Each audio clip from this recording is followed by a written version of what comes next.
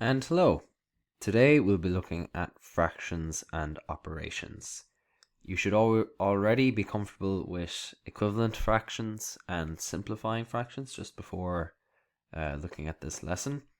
And we'll get started. Today I might just start off with an exercise to kind of explain what fractions and operations and how do we use them.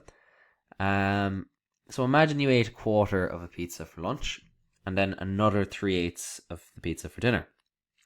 How much pizza did you eat in total and how much is left? So what is this actually saying? Well, it's saying we ate a quarter and then we ate another 3/8. So that's how much we ate in total. So what it's asking is what's a quarter plus 3/8? How do we do that? It would be a lot easier if they were both 8s, wouldn't it? Because if you think about it, let's think about what this represents. If I divide the pizza into 4 sections, I ate one of those sections. That's what that's saying. If I divided the pizza into 8 sections, I ate 3 of those sections. So I ate one of the 4 if I divided it into 4 bits, and then I ate 3 if I divided it into 8 bits. Is there any way we can somehow make this quarter into 8ths? Well, there is. Do you remember we were looking at equivalent fractions, and this is where it comes in. I can say that a quarter is equal to 2/8, and how did I do that? Remember from the previous lesson? If I multiply the numerator, I want the denominator to be 8. I want to talk about 8s. Well, I can multiply the denominator by anything, and I cannot. But if I multiply the denominator by anything, I also have to do the same thing to the numerator. So 4 times 2 is 8. Yeah, I can multiply the 4 by 2, but I have to do the same thing to this numerator. So it's 1 times 2. That's equal to 2. Now it's a lot easier. The pizza 8 is 2/8 plus 3/8. So think about it. That's saying if I divide it into 8 slices, I ate 2 of the slices and another 3 of the slices. So how many slices did I eat altogether? I ate 5 slices. But remember, it has to have the same denominator. Can't just add a quarter and 3/8. So I can't just say a quarter, or if I say 1 plus 3 is equal to 4, and 4 plus 8 is equal to 12, so it'll be 4/12. That's not how it works. You have to have the same denominator. Or think about it, you have to divide your pizza up into the same amount of slices and work from there.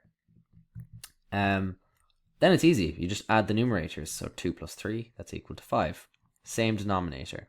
So we call this a common denominator when you have the same denominator when you're adding fractions together. Pizza left then would be the total pizza minus what we've eaten. So we've eaten 5/8. How much is left after the 5/8? Well, it'll be the whole thing minus what we've eaten. So how do we represent one whole pizza? Well, the word is, I just said it, one whole pizza, so it's represented by 1 minus 5/8. Now again, I'm doing subtraction. Similar to addition, I need a common denominator. How would I write 1 as 8ths? So I want some number over 8 minus 5 over 8. How would I do that? Well, nice and simple if you think about it. If I divided the pizza up into 8 slices at the beginning, how many slices are in the whole pizza? That's represented by 1, yeah? Well, 8. 8 over 8 is equal to 1. That's the same with any number if I have it over itself. So if I have 20 over 20, that's going to be equal to 1. 50 over 50, that's going to be equal to 1. 1,000 over 1,000, it's going to be equal to 1. So anyway, back to 8s. 8 over 8 is the same as 1 minus 5 over 8.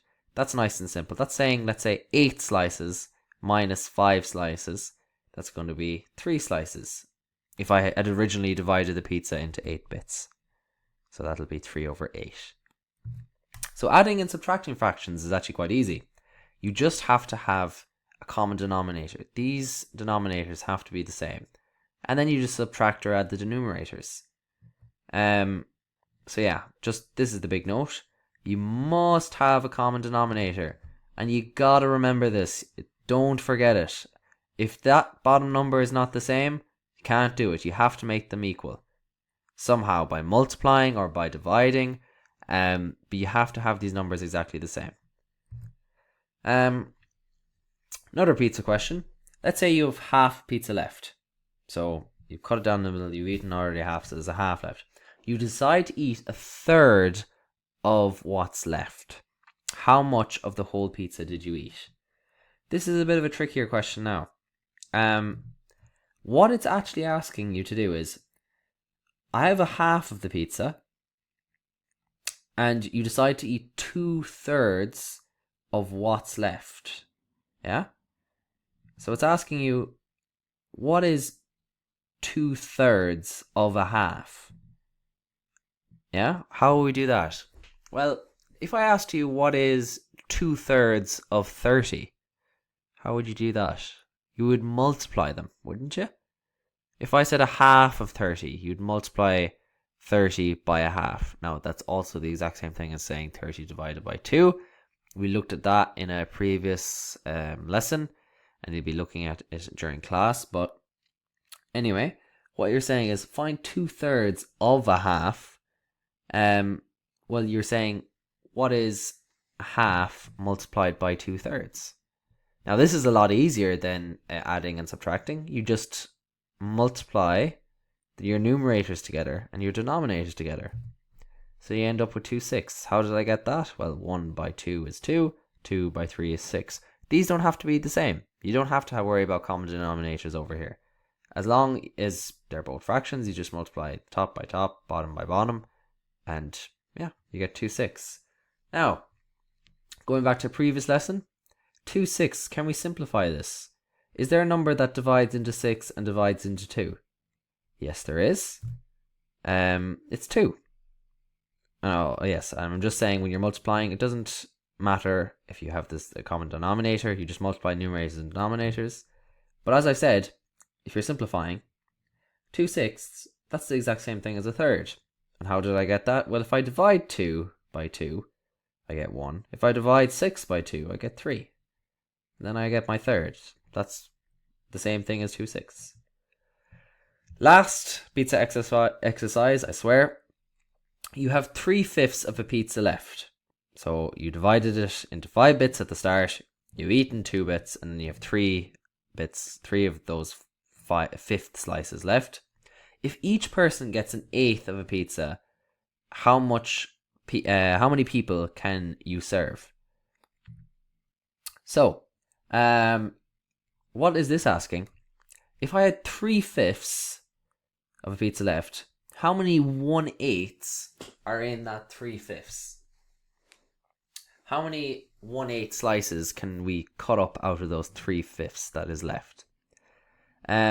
If I asked how many 3s are in 12, how would you do that? Well, you'd say 12 divided by 3, and it's the same logic here. If you want to find how many 1/8 are in 3/5, we just say 3/5 divided by 1/8. So that's how many 1/8 are in the 3/5. Now, this is a little bit trickier. We can't just say, 3 divided by 1, 5 divided by 8. Not like multiplication. There's a really useful trick that you gotta remember. If I had 6/7 divided by 2/8, that is the exact same thing as 6/7 multiplied by 8/2. Now, where did I get 8/2 from? You'll notice it's just flipping this fraction upside down. Now, this is what we call a reciprocal, where we flip the fraction.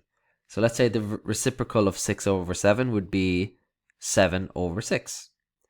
And the reciprocal of 2/8, well, that's 8/2.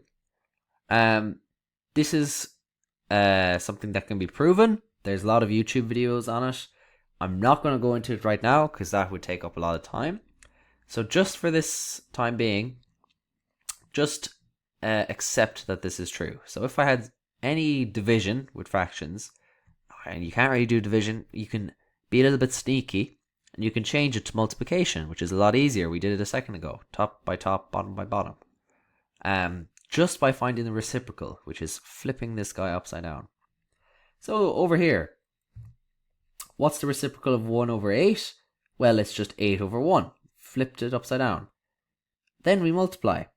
Now it's nice and easy. 3 by 8 is 24. 5 by 1 is 5. So it's equal to 24 over 5, or 4.8. So there's 4.8 1/8 in 3/5. Very confusing, I know. But that's what this actually means. If I 3/5 divided by 1/8, how many of these 1/8 are in 3/5? Well, there's 4.8 of them. So how many people can you serve? Well, you can serve 4. Now, we don't have 5. We have a little bit less than 5. So you could only serve 4 people. This is really important. Multiplying, nice and easy. Top by top, bottom by bottom. What you're actually finding is 2/8, like previously over here. Where was it?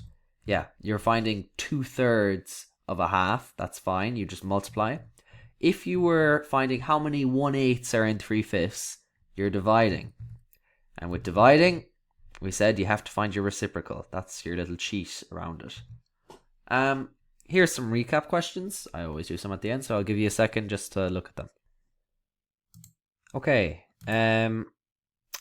So this is a little bit of a tricky question, but let's just work it out. Let's say if it was, forget the 10 there, but 5 and 4. So I had 4/5 minus 2/4. Now again, can I just do it straight away? Is the denominator the same? No. I need a common denominator. So what number can I make? Can I make the 4 into a 5? Well, no, I can't actually. Because I can't multiply by 4 by anything to make it 5.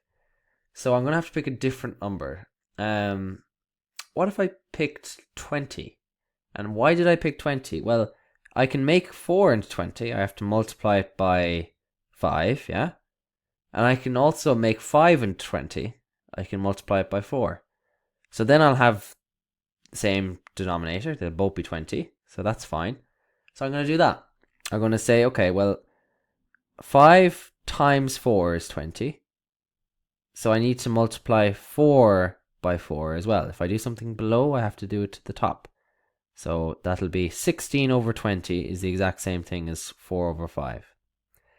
Now, I want to make 2/4 into 20s. Well, 4, how do I make that into 20? I have to multiply it by 5. So 4 by 5 is 20. I also have to multiply 2 by 5, so that's going to be 10 over 20. So that's the first bit here. I have 16 over 20 minus 10 over 20. That's the exact same thing as 4/5 minus 2/4. Nice and easy. What about the plus 12 over 10? Now, 10 is nice and easy. That also can be made 20 if I just multiply it by 2. So 10 by 2 is 20. I also have to multiply the top by 2, so that'll be 24. So now I have 20, 20, 20. All common denominators. Really easy. So in that case, I just subtract and add the top bits. So what's 16 minus 10? That's going to be 6. 6 plus 24, well, that's going to be 30. So I have 30, and then don't forget your denominator, over 20. Now, a little bit of simplifying. 30 over 20. Is there a number that goes into 30 and 20? Yes, there is. 10. I can divide 30 by 10. So what's 30 divided by 10? It's 3. 20 divided by 10 is 2. That is your simplified 30 over 20. Last bit, solving this. 1 divided by 2 over 3. Now dividing. I don't like dividing. I can't really do it. So we're going to change it to multiplying with your reciprocal. So what's the reciprocal of 2 over 3? 3 over 2. And then I have the times 7 over 2. So remember, BIMDAS, BOMDAS, whatever, have to do your brackets. What's 1 times 3 over 2? 1 times anything is just whatever it is. So 1 times 10 is 10. 1 times 1,000 is 1,000. 1 times 3 over 2 is just 3 over 2. 3 over 2 times 7 over 2. Nice and easy. Top by top, bottom by bottom. I get 21 over 4. And that's it.